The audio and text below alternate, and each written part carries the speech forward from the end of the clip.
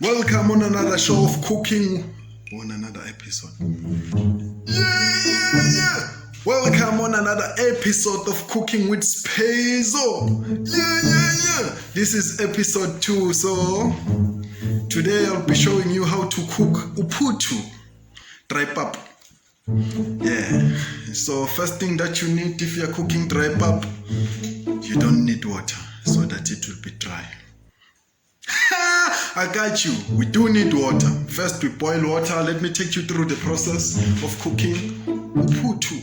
Then you pour boiling water into a pot. And after pouring boiling water into a pot, you pour maize meal. You pour maize meal. And then you mix it together. You get a stick. Stirring stick. Upini. Then you stir. You stir for a while. After stirring, you wait. After a little while, you stir again. Up until you can smell the smell of the ready food. And then that's time you'll know that it's ready. Then you switch off your stove. Voila, that's an end of an episode, ladies and gentlemen. See you on the next episode.